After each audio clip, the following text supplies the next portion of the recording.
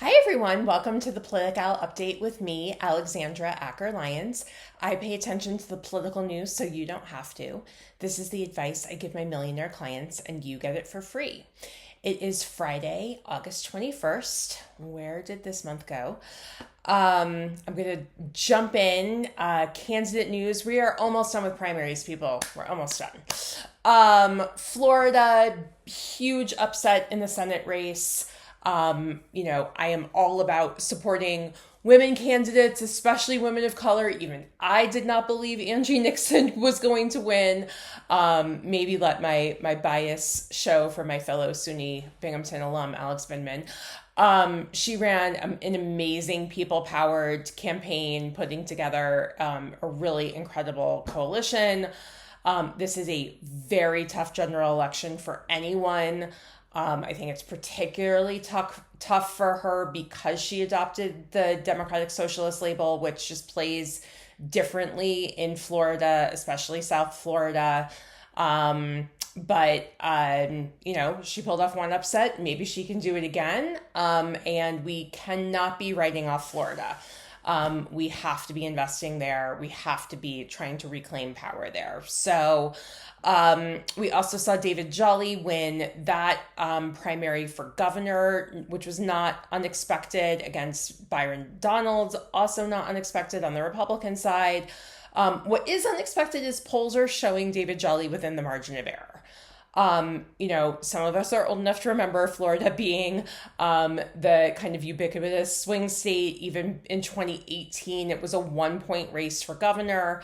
David Jolly is a former Republican who's able to kind of create a different coalition. We shall see. We'll keep our eye on it. And then there's a lot of congressional races in play in Florida. Leila Gray, Pia Dandia, Kathy Castor, Jared Moskowitz, Darren Soto. They haven't even called who Darren Soto's opponent is going to be yet because that Republican primary was so close. So be a Florida believer, and we'll keep an eye on everything.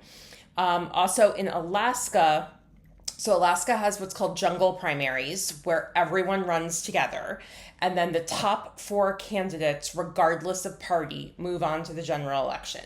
This is how we win in Alaska. And every cycle, they have to defend this process, including this cycle where Elon Musk says he's going to put money in to try to reverse the top 4 primary.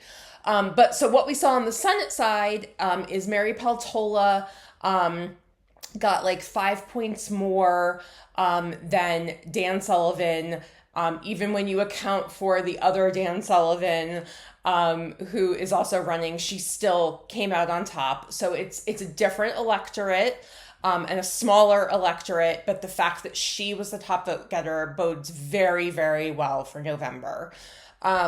And then Jonathan Kreese-Tompkins and Tom Begich, not surprisingly, were the 2 Democrats who made it into the top 4.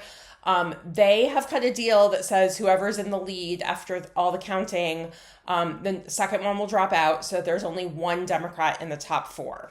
There is an also-ran candidate, like Democratic spoiler, who might be in that top 4, so we'll kind of have to see how this goes. But Alaska takes a while to count because of top 4, and because they have so many rural areas, it just takes a while to get all those ballots back. So continuing to keep an eye on all things Alaska, where they just have really interesting elections. Okay, in other political news, I put out my most recent Where to Give Now memo. It is both on my website and on my Substack. I will put that in the notes, where I am calling this the Shrug Emoji election, because polling is just weird. There have been a lot of upsets in primaries. Voters are really mad, and we don't really know anything. So Shrug Emoji. Basically, if you like a candidate and they are within some reasonable polling margin, go for it, right? We don't know. It could be a wave year one way. It could be like a 2020 where we thought it was going to be a wave and then it was not really a wave. But just go all in for the candidates who motivate you. Everyone needs help. There are a few remaining primaries, Rhode Island, Massachusetts, and New Hampshire. There are a couple of races I want to highlight where amazing women need help. So first is state rep and attorney Tram Nugent, who's running for the open Massachusetts 6th seat. Yes, this is a safe seat. She is running against two self-funding men, and she is a phenomenal candidate. So let's go help her out. In Rhode Island, it looks like Helena Foulkes is going to have a big upset over sitting Governor Dan McPhee. He was took office when the governor stepped aside, has never been particularly popular. She ran against him last time when he was running for the full term. She is a former CVS executive and largely a self-funder, but this looks like she's going to have a very decisive win. And then in the attorneys general race, which attorneys general are critical races everywhere, but they're really critical in blue states where they're bringing a lot of litigation against Trump.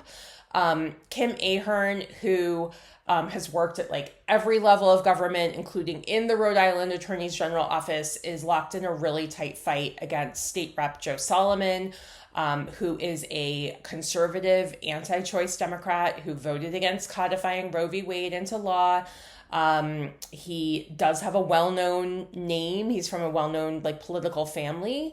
But polls show Kim slightly ahead, and I don't know about you, but I don't want an anti-choice Democrat in a blue seat in any state. So yeah, I'll put a link in to support those candidates. I also noted in Where to Give Now that I've updated my list of opportunity districts, and for this one, I really looked at places where the prognosticators disagree. So I kind of clumped the prognosticators into two groups, like the traditional prognosticators, like the Cook Report and Sabado's Crystal Ball, and then the data nerd guys, so like Nate Silver, 50+1, DDHQ. In some cases, the data nerds are much more optimistic than the traditional prognosticators. That's not really that shocking. The traditional prognosticators are like more media outlets. They're like more little c conservative. But there were a few that stood out that are kind of just coming onto the radar or just coming back onto the radar. So Colorado 3, Maine 2, Pennsylvania 1, and Texas 23. And, Pennsylvania 1 with Brian Fitzpatrick is a little bit of a white whale for Democrats. He's just very popular. But if the wave is big enough and if our candidates are good enough and funded enough, they don't have to compete dollar for dollar, but funded enough. These are some of the types of seats that we just need to win and have to put in play. Okay, shout out of the week. I went to two wonderful events this week for organizations who are very near and dear. The first is the State and Local Election Alliance, aka SLEA. You may have seen some of their ads on your socials because they've got like Brad Whitford and Julia Louis-Dreyfus and other people talking about how important electing pro-democracy candidates to state and local office is. And SLEA helps you figure out who to support. They are fantastic. And then I went to an event for Inseparable, which is a mental health advocacy organization and PAC. So we think of mental health as just being kind of service-oriented and healthcare focused, but we need to do the advocacy work and elect people who will be champions for mental health parity and funding, and all the things. So I'll put both of those in the notes as well. It is really hot here in Colorado. I hope that all of you are enjoying some of the dog days of summer, and we'll talk next week. Thanks.